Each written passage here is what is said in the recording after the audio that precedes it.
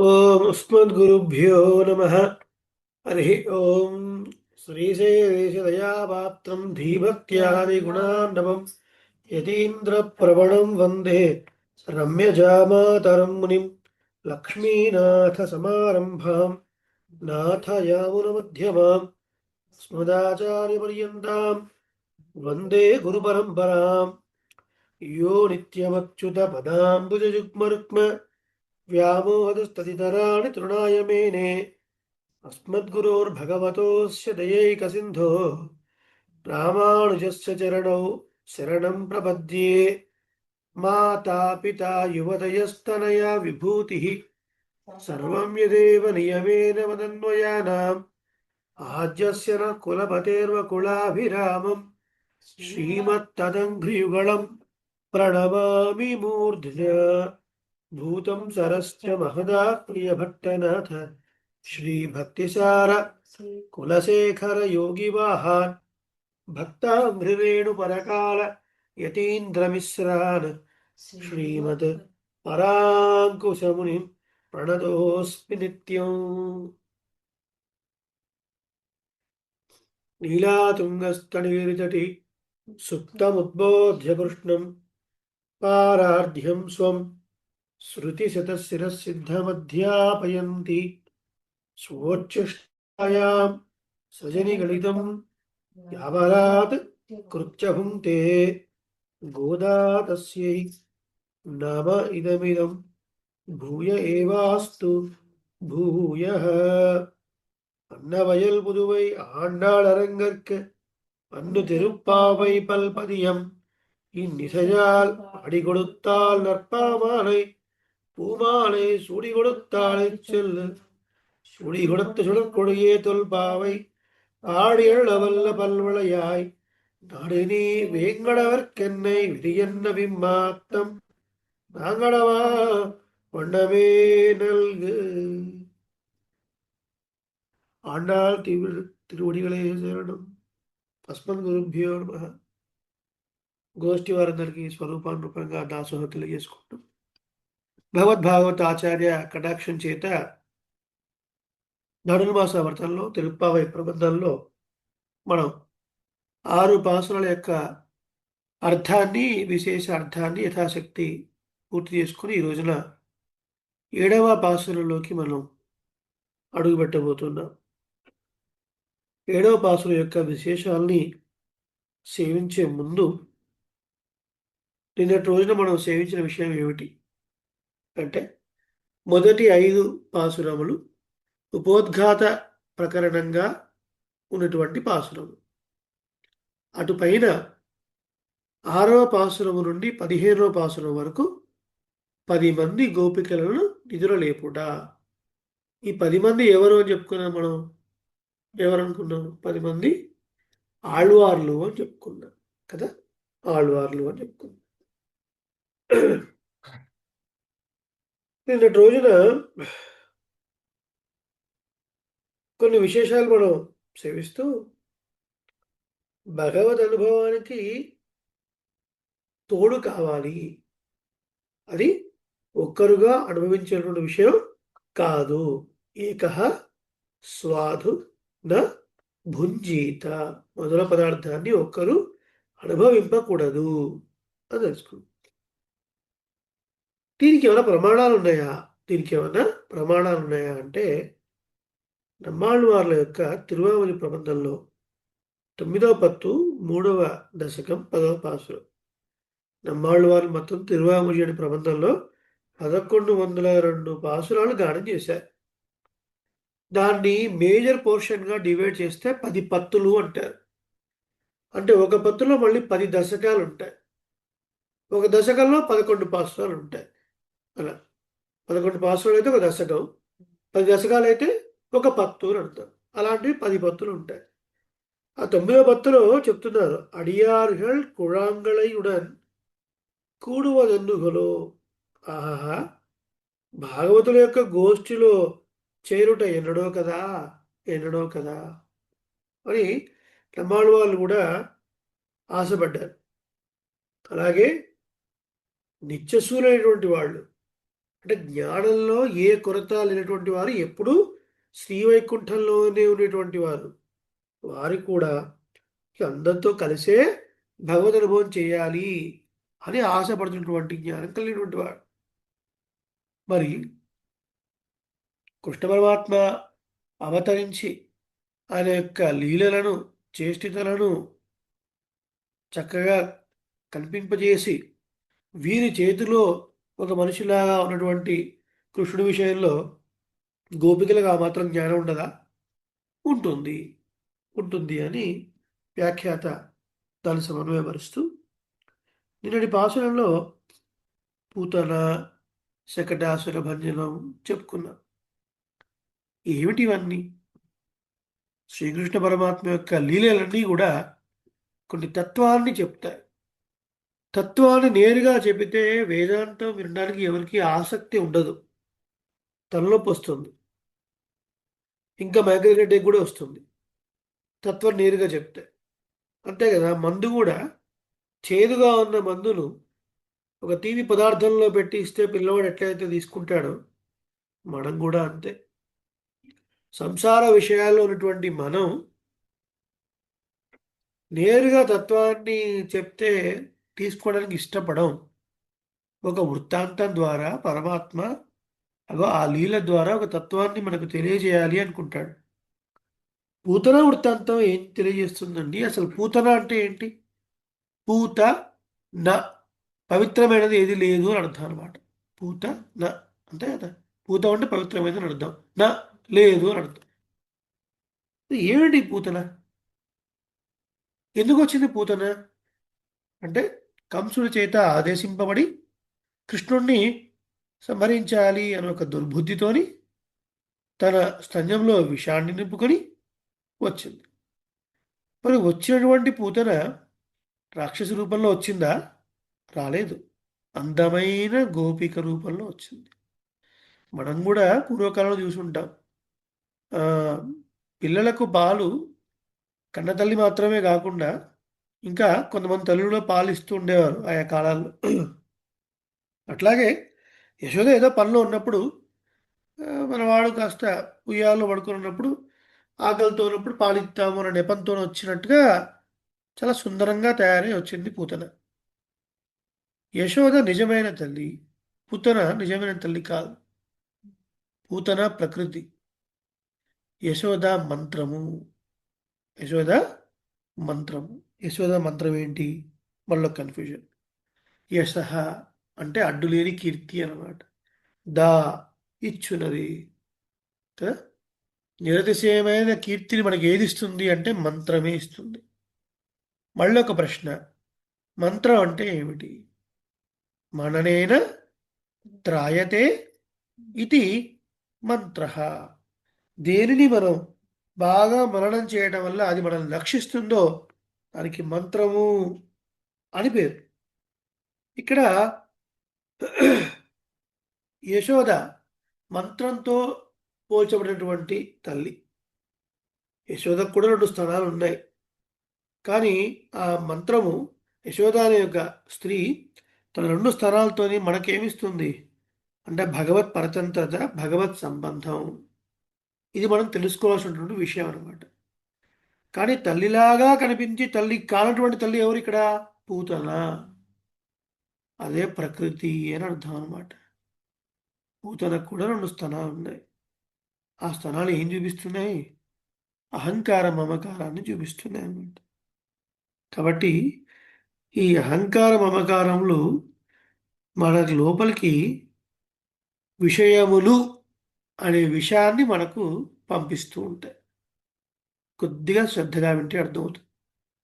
విషము, విషయము ఈ 2 పదాలకు ఒకటే అక్షరం తేడా.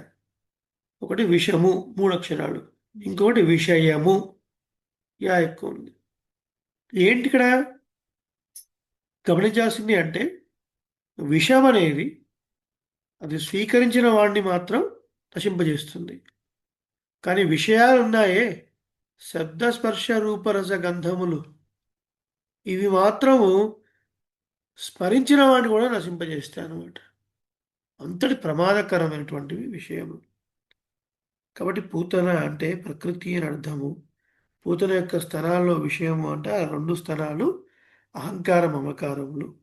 వాటి ద్వారా మనకు విషయముల పట్ల ఒక ఆసక్తి, ఆ ప్రకృతి మాయలో మనం పడిపోయి, మరి మనం అస్తమానం పొద్దున్న లేస్తే ప్రకృతిలోనే కదండి ఉన్నాము.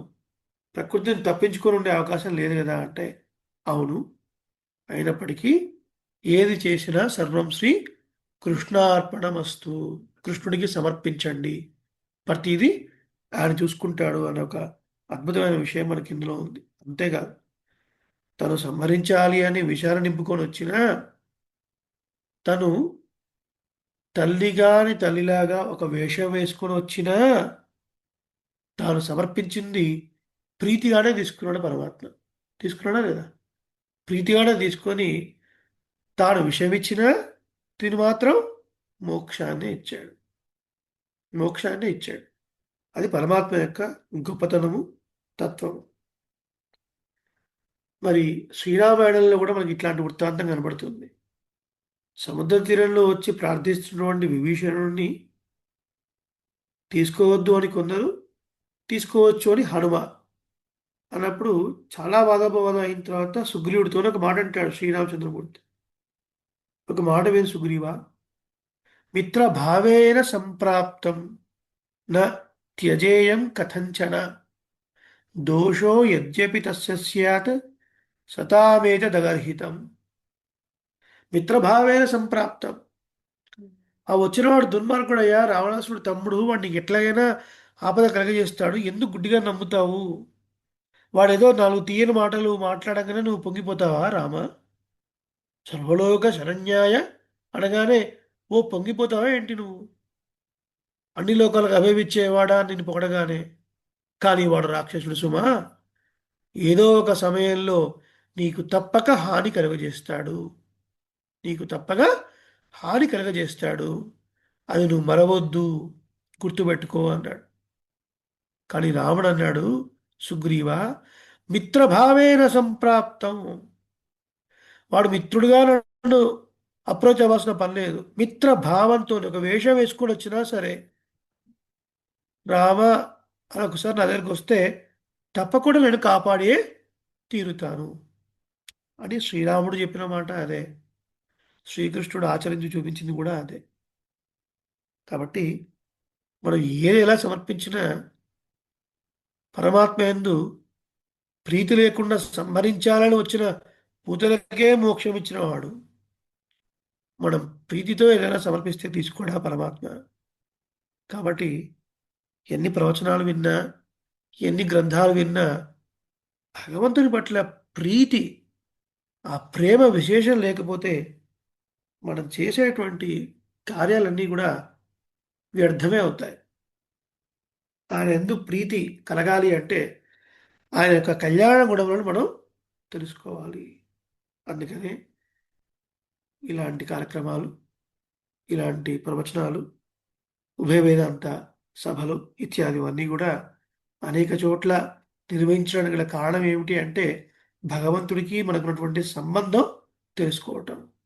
ఆ సంబంధం ఏదో గ్రంథం మూలంగా చెప్తే సమగ్రంగా అందుకోవచ్చు, అందుకోకపోవచ్చు. కాబట్టి వివిధ ప్రక్రియలలో మనకు పరమాత్మ అందించినటువంటి గ్రంథాలు, వాటి ద్వారా మనం తెలుసుకోవడం. మునివర్గళం యోగిగళం, భగవద్ రామానుల పరంగా మనం ఈ విషయాన్ని చెప్పుకోదలిస్తే మునివర్గళం మననశీల, మననం చేసి చేసి చేసి 9 అద్భుతమైనటువంటి గ్రంథాలను మనకు అనుగ్రహించారు భగవద్ రామానుజులు కదా. గద్యత్రయం, వేదాంత సంగ్రహం, వేదాంత సారం, వేదాంత దీపం, నిత్య అనుసంధాన గ్రంథం ఒకటి, శ్రీభాష ఒకటి, ఇవన్నీ కూడా. కాబట్టి వీటన్నిటినీ రామాయణ పరంగా మనం చూసినా కూడా ఒక అద్భుతమైనటువంటి విషయాలు మనకు గోచరిస్తాయి. యోగిగణం అన్నప్పుడు కైంకర్య పరులు అని చెప్పుకున్నా. బయట ఉన్న గోపికలు లోపల ఉన్న గోపికలకి ప్రీతి సమానంగా ఉంది, అందులో అందులో ఎటువంటి సందేహం లేదు. కానీ ఒకరు లక్ష్మణస్వామి లాంటి వారు, ఒకరేమో భరతుడు లాంటి వారు అని చెప్పుకున్నా కదా. కైంకర్యమే ప్రధానం అనుకుంటుంటారు. ఇక్కడ మనం యోగి కూడా ఉన్నప్పుడు కైంకర్యం, భగవద్ రామాను శ్రీరంగ క్షేత్రం మొదలుకొని కరిశైలం అంటే కాంచీపురం, సింహాచలం, శ్రీకూర్మం, తిరుమల ఎన్నెన్ని ప్రాంతాలు తిరిగారు. ఎన్నెన్ని చోట్ల సంస్కరణలు చేశారు.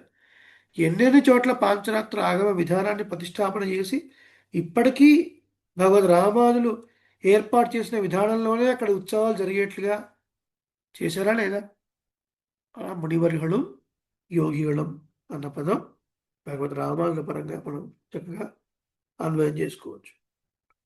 ఇకపోతే మొదటి 5 పాసురాలు ఉపోద్ఘాత ప్రకటన అయిపోయిన తర్వాత నిన్నటి నుంచి వ్రతం ప్రారంభమైంది. ఏ పూజ అయినా ఏ మంత్రమైనా చదివేటప్పుడు ఏం చెప్తాం మనం? శ్రీ గురుభ్యో నమ హరి ఓం, లేదా అస్మద్ గురుభ్యో నమ హరి ఓం అని చెప్తాం. అది నిన్నటి పాసురంలో మనకు స్పష్టంగా కనబడుతుంది. ఎట్లా కనబడుతుంది? వెళ్ళై విలిసంగిన్ అన్నారు కదా. శంఖం యొక్క నాదం ఏమిటది? హరి. హరి అని అర్థం.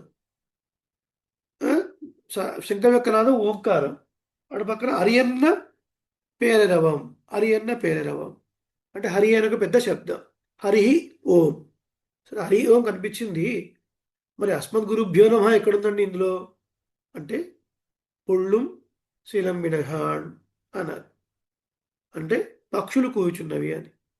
పక్షి అంటే ఉవాభ్యామేవ పక్షాభ్యాం యథా ఖేచరే గతి. 2 రెక్కలతోని పక్షులు ఎలా ఆకాశంలో విహరిస్తాయో అలా జ్ఞానము అనుష్ఠానము అనే 2 రెక్కలతో ఆచార్యులు ఆకాశమునందు విహరిస్తారు. పక్షులు విహరించే ఆకాశము స్కై అనుకుంటే, ఆచార్యులు విహరించే ఆకాశము ఆ సమంతాత్ కాసతే, అంతటా వ్యాపించి ప్రకాశించేవాడు శ్రీమన్నారాయణుడు భగవంతుని యొక్క కళ్యాణ గుణాలు విహరిస్తారు అని అర్థం. పక్షులకు 2 రెక్కలు, అవి ఎగిరేవి ఆకాశంలో. ఆచార్యులకు 2 రెక్కలు ఏమిటి? జ్ఞానము అనుష్ఠానం. మరి వీరేమైనా ఎగురుతారా అంటే, ఎగరటం అంటే లిటరల్గా ఎగరటం అని అర్థం కాదు. అంటే భగవంతుని యొక్క కళ్యాణ గుణాలను ఈడుపడి ఉంటారు అని అర్థం, అనుభవిస్తూ ఉంటారని అర్థం.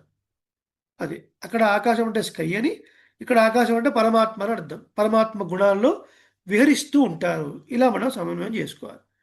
అలా పక్షులు చెప్పడం వల్ల అస్మద్ గురుభ్యో నమః లేదా శ్రీ గురుభ్యో నమః అని చెప్పినట్లు అయింది. శంఖరావం చెప్పడం వల్ల ఓంకారము, హరి అన్న పేరు అన్న హరి శబ్దం వచ్చి హరి ఓం అని ప్రారంభించినట్లుగా అయిందనమాట. తిరుప్పావై ఎవరు వినాలి అంటే అజ్ఞులు, ప్రాజ్ఞులు, విశేషజ్ఞులు అందరూ వినదగినటువంటి ప్రబంధము అన్నారు. అజ్ఞులు ఏమీ తెలియని వారు, ప్రాజ్ఞులు తెలిసినటువంటి వారు, విశేషజ్ఞులు బాగా తెలిసినటువంటి వారు అందరూ వినవలసిన ప్రబంధం అండి. అందరూ సేవించేసినటువంటి గొప్ప ప్రబంధం అండి అని చెప్పారు. నిన్నటి పాసురంలో భగవద్ అనుభవంలో కొత్తగా ఈడుపడుతున్నటువంటి ఒక గోపికను లేపారు. పిళ్ళాయ్ అని. నీ అనుభవానికి విఘాతం వస్తుంది మాతో చేరితే అని నువ్వు అనుకుంటున్నావు. అది సరియైన పద్ధతి కాదు. అందరితో కలిసే భగవద్ అనుభవం చేయాలి. అందరితో కలిసే భగవద్ అనుభవం చేయాలి. అప్పుడే అది పరిపూర్ణం అవుతుంది అన్నారు. కాబట్టి భగవద్ అనుభవం అనేది అప్పుడే అనుభవం ప్రారంభిస్తున్నటువంటి వాళ్ళకైనా, ఎన్నాళ్ళ నుంచో అనుభవిస్తున్న వారైనా ఒక తన్మయత్వాన్ని గురి చేస్తుంది. అటువంటి ఒక గొప్ప స్థితి భగవద్ అనుభవం అనేది. ఈరోజు పాసురంలో ఏం చెప్తున్నారు, ఏం చెప్పాలనుకుంది గోదాదేవి అనే విషయాన్ని సేవించే ముందు ఒక ప్రధానమైన ఘట్టాన్ని మీ ముందు ఉంచి ఆ తర్వాత 7వ పాసురాన్ని రాగయుక్తంగా మనం శ్రవణం చేసి ఆ విషయంలోకి మనం అడుగు పెడదాం. నిన్నటి గోపిక ఏమో అప్పుడప్పుడే భగవద్ అనుభవం ఉన్నటువంటి గోపిక అని అన్నారు. ఈరోజు గోపిక భగవద్ విషయத்தில் சுவடறிந்து மறிந்து கிடக்கிற ஒருத்தியை எழுப்புகிறார்கள். భగవద్ విషయంలో రసాన్ని తెలుసుకొని అలా మైమరచి నిద్రిస్తున్నటువంటి గోపికను ఈ పాసురంలో లేపుతున్నారు అన్నారు. నిజమైన భగవద్భక్తి అంటే కేవలం మనకు మాత్రమే కూర్చొని ఏదో మాడలు తిప్పుకుంటూ లేదా ధ్యానంలో ఉంటూ అనుభవించేదా అంటే కాదు. కాదు. భాగవత గోష్ఠిని సేవించాలి అనే ఒక ప్రీతి కలిగి ఉండటం. భాగవత గోష్ఠి యందు ప్రీతి లేని వారికి భగవద్ విషయంలో ప్రీతి కలగదు. ఏదో మనకు అనిపిస్తుంది. మనం భగవద్ విషయంలో చాలా గొప్పగా భక్తి కలిగి ఉన్నామని మనకు అనిపిస్తుంది కానీ అది నిజమైనటువంటి భక్తి కాదు. ఎప్పుడు నిజమైన భక్తి అవుతుంది? భాగవతుల విషయంలో మనం నిజంగా ప్రీతి కలిగి ఉంటే అది నిజమైనటువంటి భక్తి.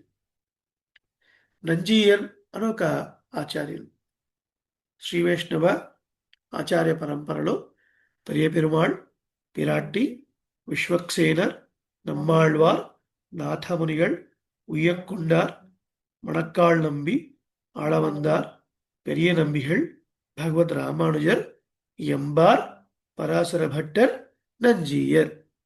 పరాశర భట్టారకుల శిష్యులు నంజీయర్. నంజీయర్ తర్వాత నంబిళ్ళై, తర్వాత వడక్కు తిరువీధి పిళ్ళై, పిళ్ళలోకాచార్య, తిరువామజి పిళ్ళై, మనవాడ మామన్. దీంతో రత్నహారం ముగిసిపోతుంది. ఈ నంజీయర్ అనేవారు శ్రీరంగంలో ఒకసారి గోష్ఠితో వెంచేసి ఉండగా ఆ ప్రదేశానికి ఇంకొక జీయర్ స్వామి వచ్చారు. రాగానే వారికి సాష్టాంగాన్ని సమర్పించి వారితో కాసేపు మాట్లాడి వారు వెళుతునేటప్పుడు మాకు ఇలాంటి భక్తి ఎప్పుడు కలుగుతుందో, మాకు ఇలాంటి భక్తి కలిగేలాగా మమ్మల్ని అనుగ్రహించండి అని అన్నారు.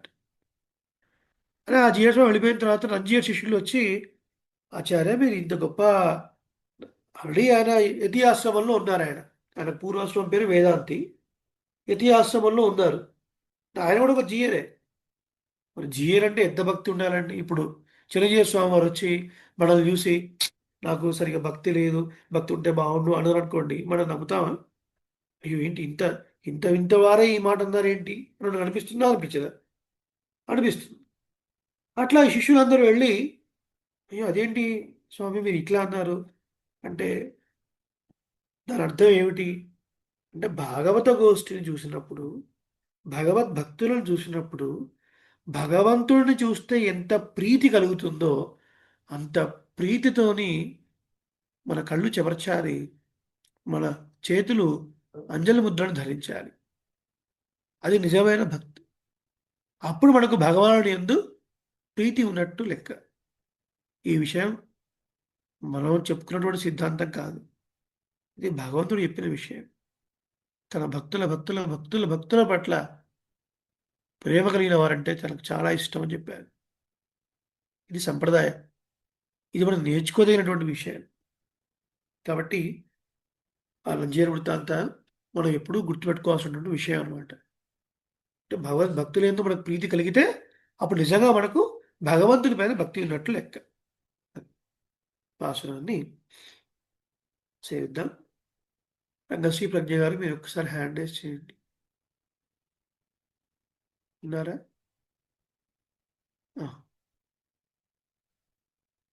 అన్మ్యూట్ చేసుకో.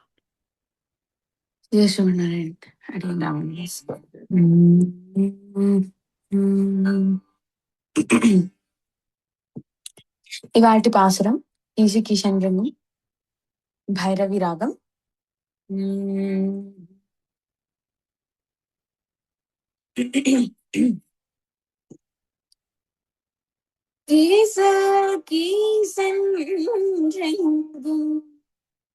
ஆனையை சாத்தன் கலந்து பேசின பேச்சரவம்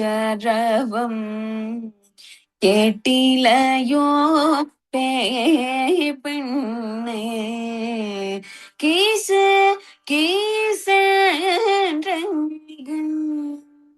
ஆனையை சாத்தன் கலந்து பேசின பேச்சரவம் கேட்டிலையோ பெண்ணே கீச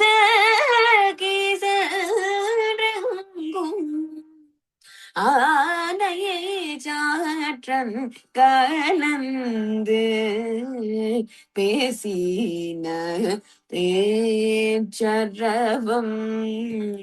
கெட்டிலையோ பெண்ணே காசும் பேரா போ கல கலப்ப கை பேர்த்து காசும் பேரா போ கல கலப்ப கை பேர்த்து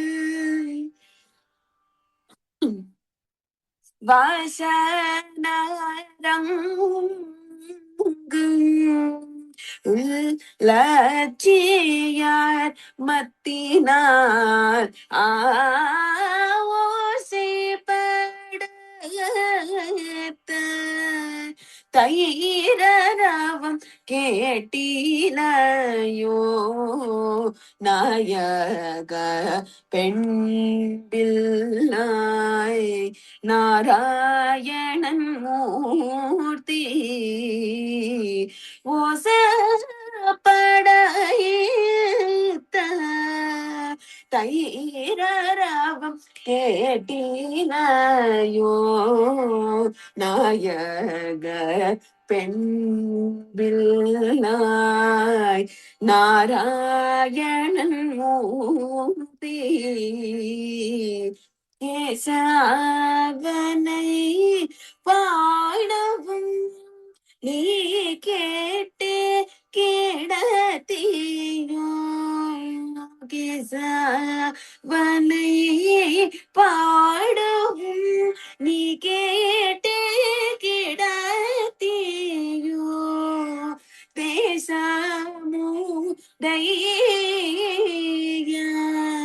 திரவேலோ ரூபாவாய் தேசமுடைய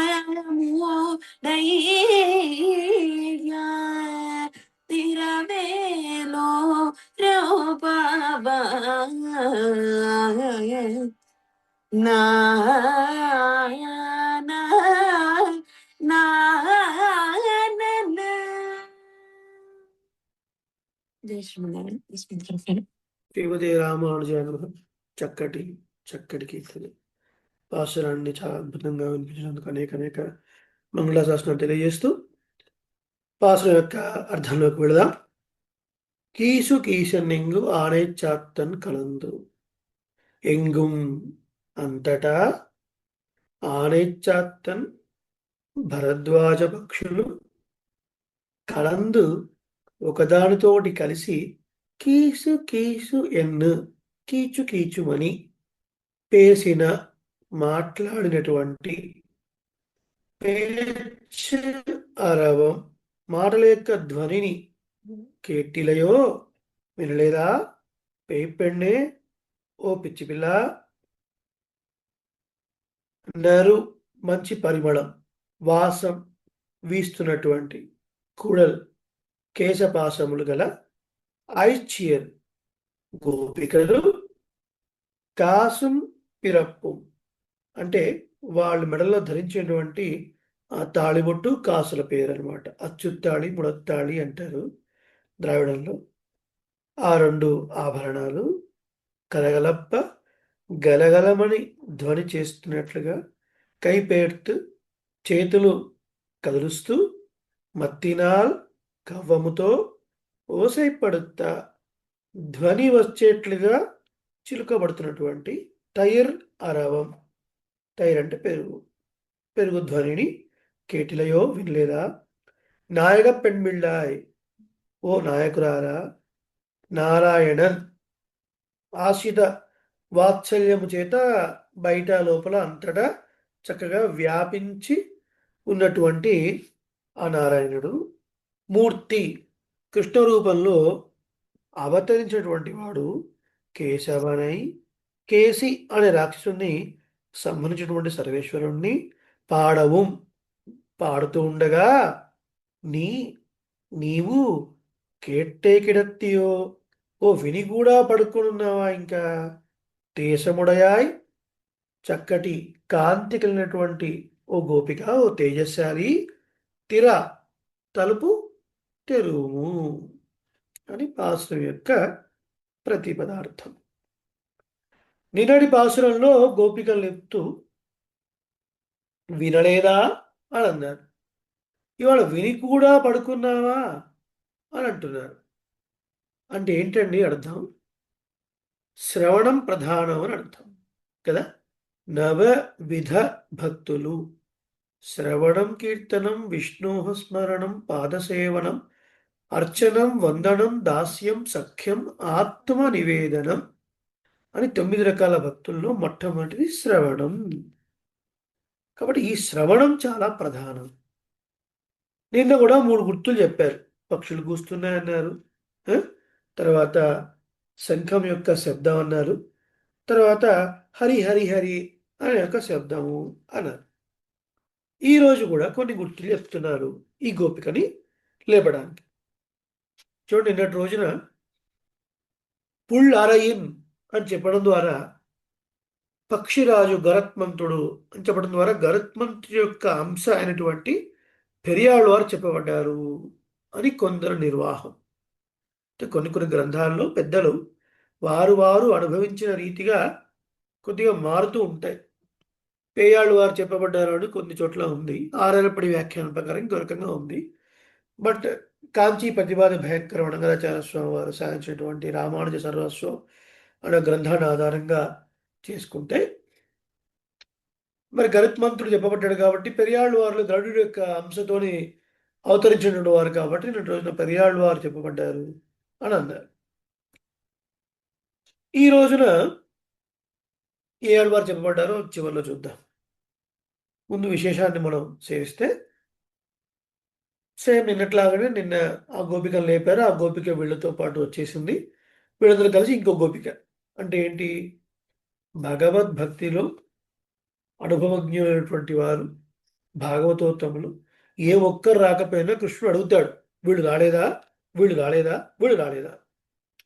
అందువలనే అందరినీ కలుపుకొని మనం వెళ్ళాలి, అందరినీ కలుపుకొని వెళ్ళాలి.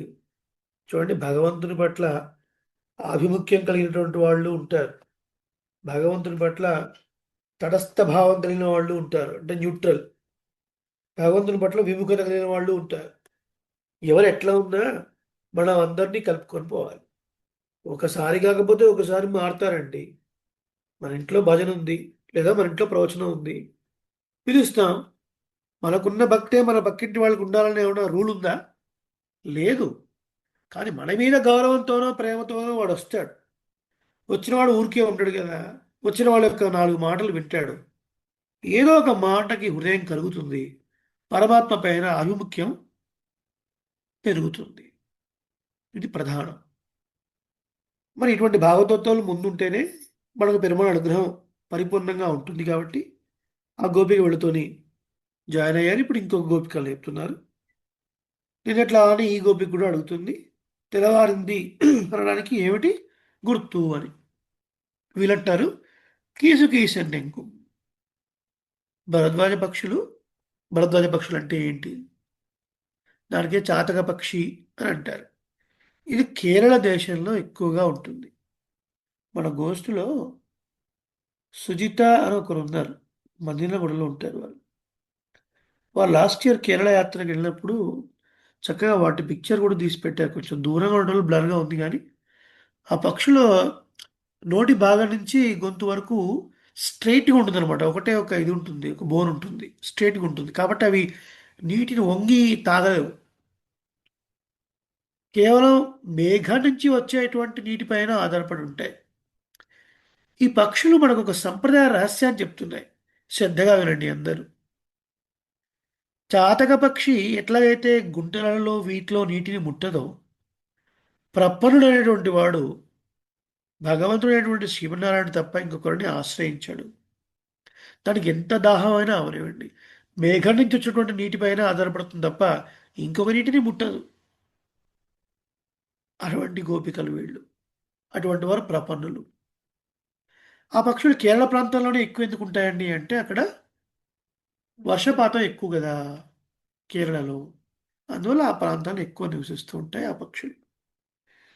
మరి అవి కీచు కీచు కూడా అరుస్తున్నాయి, నీకు వినపడలేదా ఆ శబ్దం అన్న. లోపల గోపిక అంటుంది, మీకా కృష్ణుడు అంటే ప్రాణం, ఎప్పుడెప్పుడు తెల్లవారుతుందా, ఎప్పుడెప్పుడు వెళ్ళాలా అని కుతూహలం మీలో మెండుగా ఉంది. తిరుగుతున్న వాళ్ళు మీరేమన్నా ఊరికే ఉంటారా? ఉండరు. మీరు కృష్ణనామాన్ని చెప్తూ ఉంటారు. కానీ మీరు కృష్ణనామం చెప్తే గోపవృద్ధులకు డౌట్ వస్తుంది కదా. ఆ? కాబట్టి మీరు ఏం చేసి ఉంటారు, కొద్దిగా పాష్గా క్రిష్ క్రిష్ అనుకుంటూ తిరుగుతూ ఉంటుంటారు. లేదా కిట్టు కిట్టు అనుకోండి, ఎట్లయితే అట్లా. కిట్టు కిట్టు అంటే కొంచెం ఓల్డ్ ఉంటుందేమో, క్రిష్ క్రిష్ అనుకుంటూ తిరుగుతూ ఉంటారు. మీ నోట్లో ఉన్న క్రిష్ క్రిష్ కాస్త ఆ పిచ్చుక నోట్లో పడి కీచు కీచు అయింది. అంతే.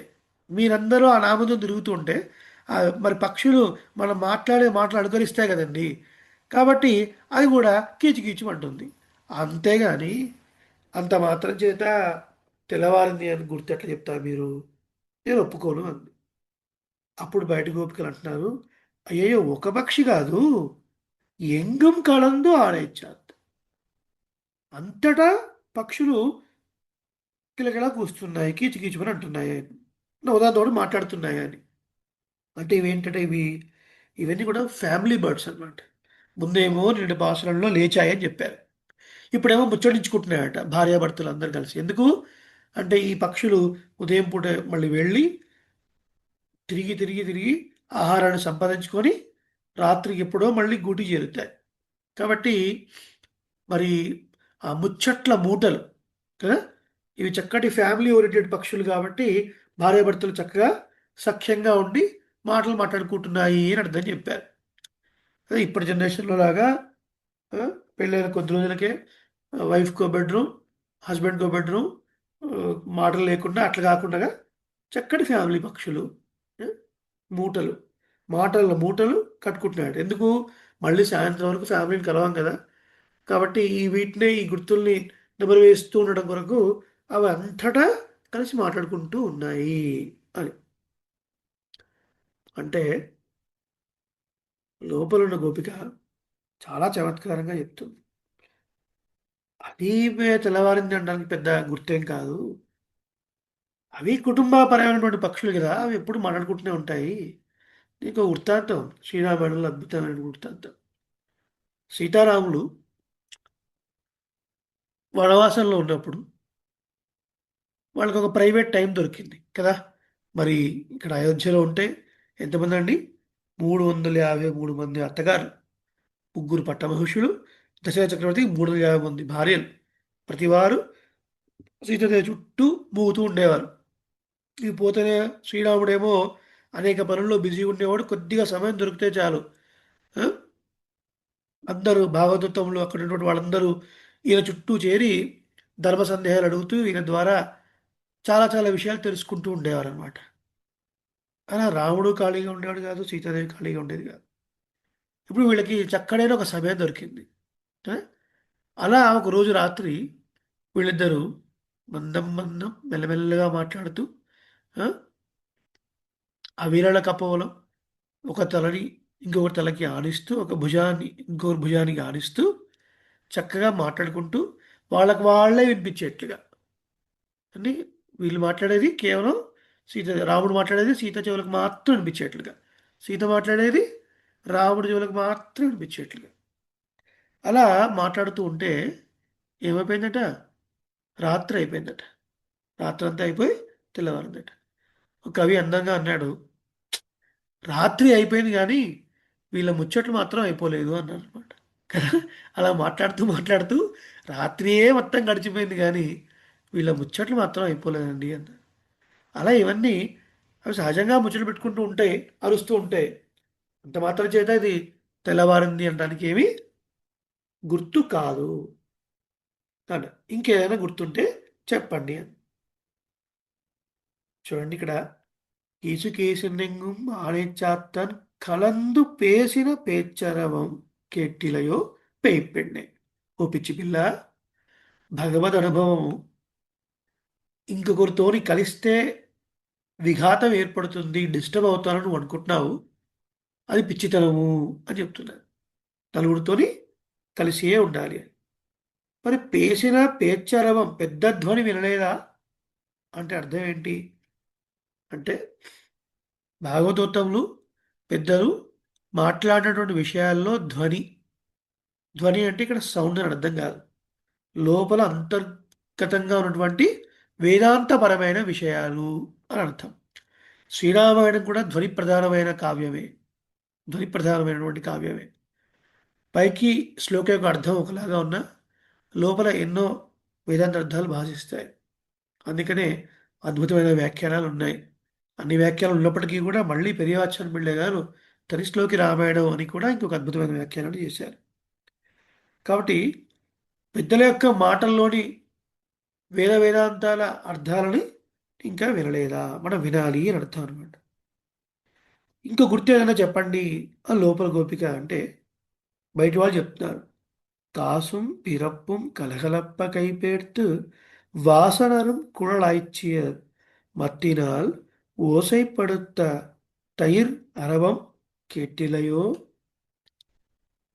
గోపికలు పెరుగును చెరుకుతూ ఉండగా ఆ సవ్వడి నువ్వు వినలేదా? ఇక్కడ ఎన్ని విశేషాలు వేశారో చూడండి. గోపికలట తెల్లవారుజామున ఎప్పుడో 3:30 స్టార్ట్ చేస్తారు. సమృద్ధి ఎక్కువ, పాడి సమృద్ధి ఎక్కువ. ఎందుకు? మహాలక్ష్మి ముందే కటాక్షించింది ఆ ఊరిని. తన భర్త అక్కడికి రాబోతున్నాడు కాబట్టి ఆయన భర్త ఉండే ప్లేస్లో సమృద్ధి ఉండాలా వద్దా? ఉండాలి. కాబట్టి ముందే కటాక్షించింది మహాలక్ష్మి. కృష్ణ పరమాత్మ పుట్టక ముందు, అక్కడ రాకముందు, అంటే పుట్టింది మధురలో, పెరుగుతుంది బృందావనంలో. బృందావనానికి రాకముందు ఏదో ఒక మోస్తరుగా పాలిచ్చేవి పశువులన్నీ కూడా. ఎప్పుడైతే ఈయన వచ్చాడో కృష్ణ పరమాత్మ యొక్క వేణు గానము చేత చిత్రితోపములై, అంటే నిలబడ్డ చోట నిలబడ్డట్టే ఉండి అట్లా వాటిని గడ్డి వేస్తూ అలాగే స్టాచ్యూ ఇలా ఉండి ఆ వేణు గానాన్ని బాగా ఆస్వాదించేవాట ఈ గోవులన్నీ కూడా. చివరికి మన ఇంటికి వెళ్ళేటప్పుడు కృష్ణ పరమాత్మ అన్నింటినీ తడిమేవాడు, ముట్టుకునేవాడు ఒకసారి ఆ గోవులన్నింటినీ. అలా కృష్ణ స్పర్శ చేత అద్భుతమైనటువంటి పాడి.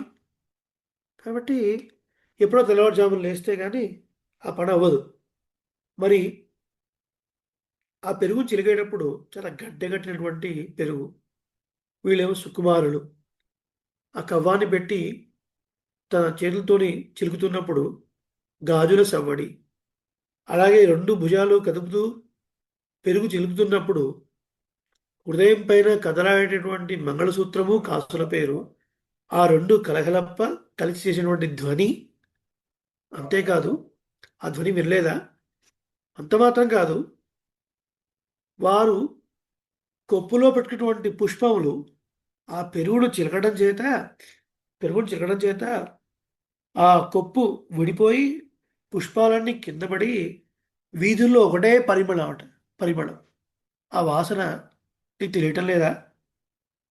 ఇవన్నీ గుర్తులు కావా తెల్లవారుజామునకి? కాబట్టి గోపికల యొక్క కేశపాశముల నుండి, అంటే హెయిర్ నుండి విడివడిన పుష్పముల యొక్క పరిమళం, అలాగే శబ్దం. ఏ శబ్దం? మంగళసూత్రము, కాసుల పేరు కలిసి ఒకటి ఒకటి కలవడం వల్ల వచ్చినటువంటి ఒక శబ్దం, గాజుల శబ్దం. అంతకన్నా మించి ఈ గోపికలు ఏది చేసినా కృష్ణుడి కొరకే, కృష్ణుడి కొరకే, కృష్ణుడి కొరకే. కాబట్టి గోవింద, మాధవ అని పరమాత్మ నామాన్ని చెప్తూ వీళ్ళు పెరుగుడు చెబుతూ ఉంటారన్నమాట. భాగవతంలో ఒక ఘట్టంలో వర్ణిస్తారు. ఎట్లా వర్ణిస్తారంటే, ఈ గోపికలు పెరుగుడు చిలుకుతున్నటువంటి సన్నివేశం ఎట్లా ఉందట అంటే, ఉద్గాయతీనాం అరవిందలోచనం వ్రజాంగనానాం దివం అస్పృశధ్వని దద్నశ్చ నిర్మంధన శబ్దమిశ్రితో నిరస్యతే ఏన దిశాం అమంగళం. ఆ బృందావనంలో స్త్రీలు పెరుగు చిలుకుతూ అరవిందలోచనుడు అంటే పద్మం లాంటి కనులున్నటువంటి ఆ శ్రీకృష్ణుడిని గొంతెత్తి ఉచ్చేశ్వరంతో గానం చేస్తున్నారట ఆ పరమాత్మ నామాన్ని. అలా గానం చేస్తూ ఉంటే ఆ పెరుగు చిలిగేటప్పుడు పుట్టినటువంటి ఒక ధ్వని, అటుపైన మధుర గానం పరమాత్మ నామాలు తీసుకొని అవన్నీ కూడా ఆకాశాన్ని అంటి దిక్కులలో ఉన్నటువంటి అమంగళం అంతా కూడా చెదరగొట్టబడింది అని అర్థం. అంటే పరమాత్మ నామం ఎక్కడైతే గట్టిగా ఉచ్చరింపబడుతుందో అక్కడక్కడ అమంగళం ఉండదు, అశుభం అనేది ఉండదు. అందుకనే చెప్పు మాయనై మన్ను వడమధురై మైందనై చెప్పు, దామోదరనై చెప్పు, కేశవనై చెప్పు. సో ఇలా భగవన్నామాన్ని చెప్పు చెప్పు చెప్పు అని చెప్తూ ఒక పాసనలో చెప్పారు. సో అటువంటి శబ్దము మరి ఇవన్నీ తెల్లవారిందనడానికి గుర్తులే కదా. ఇవి నీకు వినపడలేదా?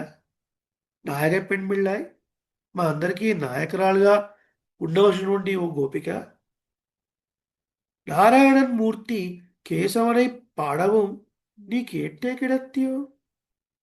నారాయణన్, నారాయణుడు ఎవరైనా, నారాయణ అంటే పదానికి అర్థం ఏమిటి? నారములకు ఆధారమైనటువంటి వాడు, నారములను ఆధారంగా కలిగినవాడు అని రెండు అర్థాలు. మళ్ళొక్కసారి, నారములకు ఆధారమైనటువంటి వాడు ఒక అర్థం. రెండవ అర్థం, నారములను ఆధారముగా కలిగిన వాడు. ఇంతకీ నారములు అంటే ఏమిటి?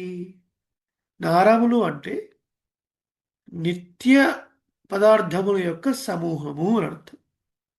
నిత్య పదార్థములు ఏమిటా? నిత్య పదార్థములు అంటే ఈ బ్రహ్మాండాలు, తర్వాత దేవతలు, మనుష్యులు, తిరియకులు, జంతువులు, అటుపైన పరమాత్మ యొక్క దివ్య ఆభరణాలు, కాళాది మహత్తత్వము, ఇవన్నీ నిత్య వస్తువులు.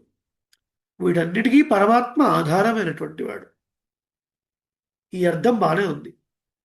కానీ వీటిని ఆధారంగా కలిగిన వాడు అంటే అర్థం ఏంటి? అంటే వాడన్నిటి లోపల కూడా ప్రవేశించినటువంటి వాడు, అన్నిటికీ ఆధారమైన వాడు అని నారాయణ పదానికి అర్థం చెప్పడం వల్ల ఆయన యొక్క పరత్వం చెప్పబడింది. చాలా గొప్పవాడు కదా, అన్నీ ఆయన పైన ఆధారపడి ఉన్నాయంటే. ఒక 30,000 మంది ఎంప్లాయీస్ ఉన్నటువంటి కంపెనీ సిఇఓ పైన ఆధారపడి ఉంటుంది కదా. మరి ఆయన చాలా ప్రధానమైనటువంటి వాడుగా రెస్పెక్ట్ ఇస్తారు. కనిపించే సకల బ్రహ్మాండాలు ఇవన్నీ కూడా నారాయణ మీద ఆధారపడి ఉన్నాయి కాబట్టి చాలా గొప్పవాడు. మరి వాటిని ఆధారంగా కలవాడు అంటే అర్థం ఏంటి? వాటి లోపల కూడా అణుప్రవేశం చేసి వాటి యొక్క అస్తిత్వాన్ని, వాటికి ఒక ఎగ్జిస్టెన్స్ని కల్పించినటువంటి వాడు నారాయణుడు. లోపల బయట వ్యాపించునేటువంటి వాడు అంటే పరుడు సులభుడు. పరుడు సులభుడు అందరిలో వ్యాపించి ఉన్నాడా లేదా? నేను పండితుల హృదయాల్లోనే ఉంటాను అని అన్నాడా నారాయణుడు? ఏమన్నా? పండితుల హృదయంలోనూ ఉన్నాడు, పామరుల హృదయంలోనూ ఉన్నాడు. భగవంతుడు ఉన్నాడు అన్నవాడి హృదయంలో కూడా ఉన్నాడు, భగవంతుడు లేడు అన్నవాడి హృదయంలో కూడా ఉన్నాడు. ఎంత సౌలభ్యం పరమాత్మది! అటువంటి నారాయణన్ మూర్తి, రెండు ఒకటే కాదు, రెండు వేరే వేరే పదాలు. అటువంటి నారాయణుడు మూర్తి, మూర్తిభవించిన రూపంలో శ్రీకృష్ణుడిగా మన యందు, మన లోకంలో, మన ఊర్లో ఉన్నాడు కదా. అగో అటువంటి కేశవనై ఆ కృష్ణుడిగా మన యందు, మనలాంటి అజ్ఞులు కూడా, ఏమీ తెలియని వాళ్ళు కూడా మాంసనేత్రములతో నేక్డ్ ఐస్ అంటారు, వాడితో చూడటానికి అనుగుణంగా బృందావనంలో మన ముందు కదలాడుతున్నాడు. ఎవరైనా? కేశవుడు, కేసి అనే రాక్షసుడిని సంహరించినటువంటి వాడు. అటువంటి పరమాత్మ నామాల్ని మేము పాడుతూ ఉండగా అది విని కూడా నువ్వు ఇంకా పడుకొని ఉన్నావు. దేశముడయాయ్ తిరవేలో రెంబావాయ్. ఓ కాంతి కలిగినటువంటి ఓ గోపిక లేవలసినది అని ఈ పాసురంలో నిద్రలేపుతున్నారు రెండవ గోపిక. ఇందులో మనకు చెప్పబడినటువంటి కొన్ని విషయాల్ని పంచుకునే ప్రయత్నం చేస్తాడు వ్యాసుడు. ఇక్కడ పేయ్ పెన్నే అని అన్నారు. నిన్నటి పాసురంలో ఏమో పెళ్ళాయ్ అన్నారు, అంటే బాల్యం, నిర్విద్య, పాండిత్యం నిర్విద్య బాల్యేన తిష్టాసేత్.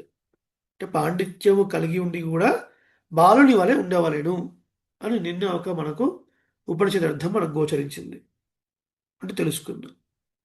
పేయి పెండే అని ఇక్కడ అధిక్షేపిస్తున్నారు అనమాట. పేయి పెండే అనేది ఆక్షేపణ. అంటే ఏంటి? భగవంతుణ్ణి అనుభవించడమే ప్రధానం అనుకొని భగవద్భక్తులతో కలవకుండా ఏకాంతంగా అనుభవించాలనుకోవడమే పిచ్చి అని చెప్తున్నారు. అదే పిచ్చి. కాబట్టి అది వదిలేసేయి అన్నారు. అంటే ఏం చేయాలో తెలియకపోవటం అనమాట. కాబట్టి ఇక్కడ ఈమె పేయి పెండే. పెండ్ అంటే ఏంటి? స్త్రీ అని అర్థం అనమాట. అంటే భగవంతుని యొక్క అనుభవానికి అలవాటు పడినటువంటి ఒక వయస్సు కలిగినటువంటిదే. కానీ పిచ్చిది. అంటే ఏంటి? ఎలా అనుభవించాలో తెలియదు. ఎలా అనుభవించాలి? అందరితో కలిసి అనుభవించాలి. కూడిరిందు కుళిందేలో రెంబావాయ్ అని కూడారే పాసురంలో మనకు చెప్పబోతుంది ముందు గోదాదేవి కదా. ఆ వివేకం లేకపోవటమే పిచ్చితనము అని అర్థం. చూడండి, మన వాళ్ళలో కూడా ఒక గోష్ఠి ఉంది అంటే, అమ్మో నేను పొద్దున్న ఇంటికి లేవాలి, నాకు ఈ జపం ఉంది, నాకు ఆ జపం ఉంది, నాకు అదే వరకు ఇంత టైం అవుతుంది. వాళ్ళు వేసే లిస్ట్ అంతా చెప్పుకుంటూ వస్తారు మనకి. అది ఏమైనా ప్రయోజనమా? అది ఏం ప్రయోజనం కాదు. వాళ్ళ దృష్టిలో అది ప్రయోజనం అంతే, కానీ వాస్తవానికి అది ప్రయోజనం కాదు. ఒక్క మాట గుర్తుపెట్టుకోవాలి. ఇంట్లో చేసే స్నానం కన్నా బావి నీళ్ళతో చేసే స్నానం గొప్పది. బావి నీళ్ళ స్నానం కన్నా నది స్నానం గొప్పది. నది స్నానం కన్నా పుష్కర స్నానం గొప్పది. దానికన్నా సముద్ర స్నానం గొప్పది. అన్నిటికన్నా భాగవతోత్తములు వేయించేసి ఉన్నప్పుడు వారి శ్రీ సూక్తుల స్నానం ఇంకా ఇంకా ఇంకా గొప్పది. అది పక్కన పెట్టి నాకు ఈ జపం ఉంది, మాకు ఈ జపం ఉంది అని స్కిప్ చేస్తుంటారే కొంతమంది. వాళ్ళని చూసినప్పుడు జాలేస్తుంది. చెప్పినా అర్థం కాదు వాళ్ళకి. అలాంటి వాళ్ళు పేయి పెండే అని అంటారు అన్నమాట కదా. మనం ఒంటరిగా కూర్చొని చేసే అనుభవం కాదు. చిన్న ఎగ్జాంపుల్, మనలో ఈ గోష్ఠిలో దగ్గర దగ్గర 50+% శ్రీరంగ యాత్రలో పాల్గొన్న వాళ్ళే. మనందరం డిసెంబర్ 1వ తేదీ కైసిక ఏకాదశి రోజున కాట్రళగియ సింగర్ కోవెలకు వెళ్ళాం. ఎక్కడుంది ఇది? శ్రీరంగ క్షేత్రానికి ఒక 4 కిలోమీటర్స్ అవతల, రైల్వే ట్రాక్ అవతల ఉంది. కాట్టు, అడవి, అழగియ, అందమైన సింగర్ నరసింహస్వామి. అడవిలో వేయించేసిన అందమైన నరసింహస్వామి అని ఒక అర్థం. కాక్షిణ అழగియ సింగర్. మన సంప్రదాయ రహస్యాలు మొత్తం పిల్లలోకొచ్చిన స్వామి వారు అక్కడే కూర్చొని అనుగ్రహించారు. కాబట్టి ఆ భగవంతుని యొక్క సిద్ధాంతం, మన సిద్ధాంతాలంతా మనకు చూపించేటువంటి ఒక నరసింహస్వామి అని ఇంకొక అర్థం. చూడండి, మనం వెళ్ళేసరికి అక్కడ ఏదో కైంకర్యం నడుస్తూ ఉంది. అప్పుడు ఏం చేసాం మనం? పిళ్ళలోకాచార్య స్వామి వారు ఏ మంటపంలో కూర్చుని రహస్యార్థాలు చెప్పారో ఆ మంటపంలో మనం సహస్రనామ పారాయణ చేశాం. చేసి అందరూ లోపలికి వెళ్ళాము, చక్కగా సేవించుకున్నాం, బయటకు వచ్చాం. బయటకు వచ్చిన తర్వాత మడపల్లిలో అంటే వంటశాలలో ఒక స్వామిని మీకు పరిచయం చేసి వారి ద్వారా కొన్ని కార్డ్స్ ఏదో ఇప్పించి పానకం తీసుకుందాం, ప్రసాదం తీసుకుందాం. అంతా వచ్చిన తర్వాత మన గోష్ఠిలో ఉన్న చక్రవర్తుల మురళీకృష్ణ స్వామి ఒక విషయం మనతో పంచుకున్నారు. వారు ఆ కోవెలకు రావడం అదే ప్రప్రథమం, వెరీ ఫస్ట్ టైం. దాసుడు అంతకుముందు వెళ్ళాడు, 3 సార్లు శ్రీరంగం వెళ్ళాడు, 3 సార్లు పెరుమాళ్ చేయించుకున్నాడు. కానీ వారు ఒక విషయాన్ని చెప్పారు. ఆ విషయం దాసుడు తెలియదు, గోష్ఠి వాళ్ళకు కూడా తెలియదు. ఏమట? దాసుడు ముందు ఆడవాళ్ళు సేవించి అమ్మవాళ్ళు సేవించి పెరుమాళ్ ఎట్లుంటారండి కాటల్గా సింగర్లో అట్లా వైకుంఠం నుంచి ఇట్లా దిగి కూర్చున్నారన్నట్టు ఉంటారు అనమాట పెరుమాళ్. అంత అద్భుతంగా వెంచేస్తుంటారు. ఆయన యొక్క సౌందర్యంలో బట్టి మనం కొట్టుకుపోతాం. కానీ మురళీస్వామి వారు ఒకరు గమనించారు, కొద్దిగా నాలుక బయట పెట్టున్నారే నరసింహస్వామి ఏమిటి అని అర్చక స్వామిని అడిగితే ఆయన ఒక విషయం చెప్పారు. ఏమిటట? ఇక్కడ ప్రహ్లాదుడికి వరద ఇచ్చినాడు, వరదుడుగా లక్ష్మీనరసింహస్వామి ఏం చేస్తున్నాడు, కాబట్టి నేను కామ్గా కూర్చొని ఉన్నాను, ఎప్పుడు మాట్లాడుతూనే ఉంటాను అని నాలుగు కాస్త బయటికి పెట్టి ఉన్నాడు ఆయన. అంటే వచ్చిన వాళ్ళ యొక్క భక్తుల యొక్క మొరలు వింటూ వారితో నేను మాట్లాడతానయ్యా అని చెప్పడానికి సింబాలిక్గా ఆయన నాలుకను బయట పెట్టించాడు. చూడండి, ఇది భాగవత గోష్ఠితో వెళ్ళటం వల్ల కలిగే ప్రయోజనమా కాదా? మీరే చెప్పండి కదా. మనం వెళితే మనకు కలిగే అనుభవం ఒకటి. కానీ మన గోష్ఠిలో ఎంతోమంది భగవద్ అనుభవాన్ని పొందినటువంటి వాళ్ళు ఉంటారు. ఒక్కొక్కరు అనుభవం ఒక్కో రకంగా ఉంటుంది. ఆ అనుభవం అంతా చేరినప్పుడు మన అనుభవం ఇంకా ద్విగుణీకృతం అవుతుంది, రెట్టింపు అవుతుంది అనమాట. అది చాలా ముఖ్యం. కాబట్టి ఏదో మనమేదో ఒంటరిగా కూర్చొని సాధించేస్తున్నాం అనుకోవడం అది సరి అయిన పద్ధతి కాదు. తర్వాత కాసుం పిరప్పం కలగలపై పెడుతున్నారేంటి అంటే మంగళసూత్రానికి ఎన్ని ముళ్ళు వేస్తారండి? మంగళసూత్రం కట్టేటప్పుడు వీడియో ఆన్ చేసుకున్న వాళ్ళు సిగ్నల్ చేసి చెప్పండి ఇట్లా. మూడు. మధ్యలో గారు పర్ఫెక్ట్. మూడు ముళ్ళు. ఓకేనా? మూడు ముళ్ళు. ఏమిటా మూడు ముళ్ళు అంటే అనన్యార్హ శేషత్వం, అనన్య శరణత్వం, అనన్య భోగ్యత్వము అని అర్థం.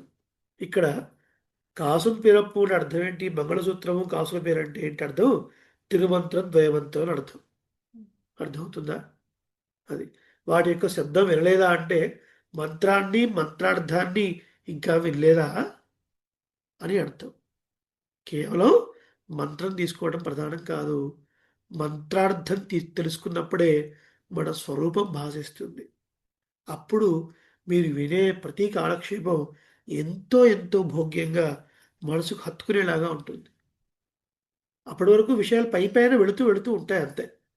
కానీ మంత్రార్థం సేవించినప్పుడు మన స్వరూపం, అసలు మనం ఎవరో, జీవాత్మ అంటే ఎవరు, వీడి యొక్క లక్షణం ఏమిటి, ఇవన్నీ మనం తెలుసుకున్నప్పుడు ఆ విషయాలు బాగా అర్థమవుతాయి అన్నమాట. ఒకటి వాడు చెప్పుడు అంటే ఇప్పుడు మనకు తిరుమలలో సేవించిన వాళ్ళకి తెలుస్తుంది. ఎట్ మూడు మూడు పీటలతోనే 8 దాళ్లతో ఉన్నటువంటి ఒక మంగళసూత్రం లాంటిదండి తిరుమంత్రం అన్నారు. అష్టాక్షరి మహామంత్రం. ప్రతి చోట 3 గుర్తులు చెప్తున్నారు. ఏమిటా 3 గుర్తులు? 3 అండి. పంచ సంస్కారం తర్వాత ఇచ్చేటువంటి తిరుమంత్రం, ద్వయమంత్రం, చరమ శ్లోకము అదనమాట. అది వినలేదా అని అంటున్నారు. అదొక రహస్యమైనటువంటి అర్థం. మత్తినాల్ ఓసై పడుత తయిర్ అరవం కేట్టిలయో. ఈ గోపికలు పెరుగు చిలికేటప్పుడు కూడా వారి యొక్క పాట, వారి ఆభరణ ధ్వని, పెరుగు చిలికేటువంటి ఒక ధ్వని, ఈ 3 ధ్వనులు క్షీరసాగర మధురం ఎట్లా ఉందో అట్లా ఉందట. క్షీరసాగర మధురంలో కూడా 3 రకాల ధ్వనులు ఉన్నాయి. సముద్రం అంతా అల్లకల్లంలో అవటం చేత నదుల్లో నీరు కలవకుండా వెనక్కి వెళుతున్నటువంటి హోరు శబ్దం ఒకటి, సముద్రాన్ని మందరపర్వతం చిలుకుతున్నప్పుడు వచ్చే శబ్దం ఒకటి, ఆ పాముతో చిలుకుతున్నప్పుడు పాము యొక్క శరీరం ఒరుసుకుపోయినప్పుడు వచ్చే శబ్దం ఒకటి. అలా 3 రకాల శబ్దాలు. ఇక్కడ ఒక 3 రకాల శబ్దాలు, 3 మంత్రాలు అని అర్థం. అవి నీ చెవిలో ఇంకా పడలేదా అంటే మన స్వరూపాన్ని, మన యొక్క ఉపాయాన్ని, పురుషార్థం, తత్వహిత పురుషార్థములు, తిరుమంత్రము, అందులోనే సమగ్రమైన అర్థాలన్నీ ఉన్నాయి. కానీ దాన్ని కొద్దిగా సప్లిమెంట్ చేస్తూ వచ్చినవే ద్వయమంత్రం, చరమ శ్లోకం. కాబట్టి తిరుమంత్రం స్వరూపాన్ని అంటే తత్వాన్ని, ద్వయమంత్రం హితాన్ని అంటే ఏమిటి? మన ఉపాయం. శ్రీమన్నారాయణ చరణో శరణం ప్రపంచే, నీ యొక్క శ్రీచరణాలే నాకు ఉపాయం. దాని ద్వారా మనం పొందే ఫలం చరమ శ్లోకం. చరమ శ్లోకం అన్నమాట. సో అలా 3 3 3 అని చెప్పుకుంటూ వచ్చారు. ఈ పాసురం ద్వారా తెలియజేయబడ్డ ఆళ్వార్లు కేరళ దేశంలో అవతరించినటువంటి కులశేఖర ఆళ్వార్. చూడండి, శ్రీరాముడికి పెరుమాళ్ అని పేరు సంప్రదాయంలో. త్రేతాయుగంలో శ్రీరాముడి చేత ఆరాధింపబడ్డ పెరుమాళ్ళు ఎవరు? శ్రీరంగనాథుడు. కాబట్టి రంగనాథుడికి పెరియ పెరుమాళ్ అని పేరు. బాగా గుర్తుపెట్టుకోవాలి, ఎవరిని అడిగినా చెప్పేట్లుగా ఉండాలి.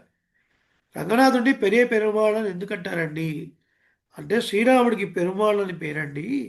త్రేతాయుగంలో శ్రీరాముడి చేత ఆరాధింపబడినటువంటి వాడు రంగనాథుడు. కాబట్టి ఆయనకి పెరియ పెరుమాళ్ అని పేరు, పెద్ద పెరుమాళ్ళు అని పేరు. అలా కాబట్టి ఆ పెరుమాళ్ అవతరించినటువంటి పునరోసు నక్షత్రంలో అవతరించినటువంటి వారు కులశేఖరుడు. వారి అనుగ్రహించిన ప్రబంధం పేరు కూడా పెరుమాళ్ తిరుమలి. కాసుం పిరప్పు 2 రకాల ప్రబంధాలు, ఒకటి ద్రావిడ ప్రబంధం, ఇంకోటి ముకుందమాల అనే సంస్కృత ప్రబంధం. ఇలా కూడా మనం అర్థం చెప్పుకోవచ్చు అనమాట. అలా 2 రకాల ప్రబంధాలు అనుగ్రహించినటువంటి వాడు. ఇక్కడికి ఆ కీసు కీసు అని చెప్పడం ద్వారా తిరు ఆయర్పాడి బృందావనం అనే దివ్యదేశం ఇక్కడ మనకు స్మరణీయం అని చెప్తున్నారు. ఇకపోతే ఈ పాసురంలో భగవద్ రామానుజ పరంగా ఎలా చెప్పుకుంటాం మనం అంటే కళందు పేసిన అని అన్నాడు. చాలా అద్భుతమైన పద ప్రయోగం కదా. కలిసి పలికినటువంటి మాటలు అని అన్నారు. అంటే ఏంటి? సంస్కృత భాషని ద్రావిడ భాషని కలగలిపి మణిప్రవాళ శైలిలో పలకటం అని అర్థం. తిరువామణి ప్రబంధానికి మొట్టమొదటి వ్యాఖ్యానం ఎవరు రాశారనుకుంటారు మీరు? భగవద్ రామానుల యొక్క ప్రోద్బలంతో తిరుక్కురుహే కురాన్ పెళ్ళాన్ తిరుక్కురుహై పిరాన్ పెళ్ళాన్ అనేవారు అనుగ్రహించారు. వారు రాసినటువంటి 6000 పడి 6000 వాక్యాలతోని ఒక అద్భుతమైనటువంటి వ్యాఖ్యాన గ్రంథాన్ని మనకు అందించారనమాట. కాబట్టి మొట్టమొదటిగా భగవద్ రామానులు నాంది పలికినటువంటి ఒక శైలి ఏమిటది? సంస్కృతము ద్రావిడము కలిసి కళందు పేసిన అన్నారు కదా. కళందు కలిసి పేసిన మాట్లాడిన అంటే ఏమిటది? ద్రావిడము సంస్కృతము కలిసినటువంటి మణి ప్రవాళము. మణి అంటే ఒక రత్నము, ప్రవాళం అంటే పగడము కదా.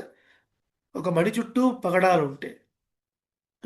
ఎంత అందంగా మనకు కనబడుతుందో అలా ద్రావిడ భాష సంస్కృత భాష కలిసి చాలా అద్భుతంగా మనకు కలిగినటువంటి ఒక మణిప్రవాళ శైలికి నాంది పలికినటువంటి భగవద్ రామానుజులు అని ఒక రకమైన అర్థం. దేశముడయాయ్ ఇలా అన్ని పలికిన తర్వాత కూడా ఈ గోపికలు ఇంకా రావట్లేదు ఏంటి అని కొద్దిగా కిటికీలోంచి చూశారు. చూసేవారికి కృష్ణ పరమాత్మ యొక్క అనుభవమే పొంగి పొంగి పొంగి ఒక తేజస్సు కనబడుతుంది ఆ రూమ్లో, ఈ గోపిక పడుతున్నటువంటి రూమ్లో. అందుకనే ఓ తేజస్సు కలిగినటువంటి ఓ గోపిక తిరా వచ్చి తలుపు తెరవమ్మా అని ప్రార్థించారు. ఇక్కడ తేజముడయాయ్ అనడానికి ఒక అర్థాన్ని చెప్తూ రామానుజపరంగా కీసు కీసు అంటే ఏంటి? పక్షి అంటే శుక్ర మహర్షి చెప్పినటువంటి భాగవతం అని అర్థం. కళందు పేసిన అంటే ఇక్కడ ఇంకొక అర్థాన్ని కూడా సహాయిస్తున్నారు. అంటే వేదము, వేదాంతము, స్మృతి అంటే ధర్మశాస్త్రం అర్థం, ఇతిహాస పురాణాలు వీటన్నిటినీ కలగలిపి వాటి యొక్క వివరణ ఒకదానితో ఒకటి భేదించడం లేదు, అన్ని చెప్పేది సరి అయిన అర్థాలే అని వాటికి సమన్వయం చేసినటువంటి ఒక మహానుభావుడు. ఉదాహరణకి శ్రీమన్నారాయణుడు సవికారుడు, నిర్వికారుడు అని కొన్ని చోట్ల ఉంది. అంటే ఏంటి? చదివినప్పుడు ఇదే నిర్వికారుడా సవికారుడా ఏది కరెక్ట్ అన్నప్పుడు వేదం ఎప్పుడూ తప్పు చెప్పదండి, అలాగని విరుద్ధమైన మాటలు కూడా చెప్పదు, రెండూ సరి అయినవే అని సమన్వయం చేశారు రామానుజులు. ఎట్లా చేశారు? భగవంతుడు నిర్వికారుడు అని కొన్ని చోట్ల ఉంది. అంటే ఇతరులు ప్రయోజనం కొరకు తను మార్పును పొందేవాడు కానీ కర్మ చేత కానీ నిర్బంధం చేత కానీ ఇతను మార్పు పొందేవాడు కాదు, కాబట్టి నిర్వికారుడు అన్నాడు. తర్వాత సాకారుడు అన్నాడు. అంటే ఏమిటి? భక్తులు కష్టపడుతూ ఉంటే వారి కొరకు అనేక అవతారాలు ఎత్తి ఒక రూపంతో కనిపించినటువంటి వాడు సాకారుడు అని సమన్వయం చేసేటువంటి మహానుభావుడు. అలాగే భగవంతుడు గుణవంతుడు అని కొన్ని చోట్ల ఉంది, నిర్గుణుడు అని కొన్ని చోట్ల ఉంది. ఇదేమిటి? గుణాలు కలిగినవాడా, నిర్గుణుడు అంటే గుణాలు లేనివాడా? రెండూ కరెక్టే. ఎలా? ఎస్, నిర్గుణుడు హేయమైన గుణములు లేనివాడు అని అర్థం. హేయమైన గుణములు అంటే అర్థం ఏంటి? ప్రకృతి సంబంధించినటువంటి గుణములు, పాపపుణ్యాలు, ఆకలి దప్పులు, ముసలితనము, చనిపోవటము అనేటువంటి హేయమైన గుణములు లేనివాడు. గుణములు కలవాడు అంటే అనంతమైన కళ్యాణ గుణములు కలిగినటువంటి వాడు అని అర్థం. ఇలా చెప్పుకుంటూ పోతే చాలానే ఉన్నాయి అనుకోండి విషయాలు, సమయం లేదు కాబట్టి. శ్రీమత్యై విష్ణు చిత్తార్య మనోడందన హేతవే నందనందన సుందర్యై గోదాయై నిత్యమంగళం. కర్కటే పూర్వఫల్గుణ్యాం తులసీ కారణోద్భవాం పాండ్యే విశ్వంభరాం గోదాం వందే శ్రీరంగనాయకీం. ஆழ்வார் திருவடிகளே சரணம், எம்பெருமானார் திருவடிகளே சரணம், ஜீயர் திருவடிகளே சரணம், ஆண்டாள் திருவடிகளே శరణం. స్వస్తి. అనేక మంగళాశాసనాలు. శ్రీరామ్ బృందావన్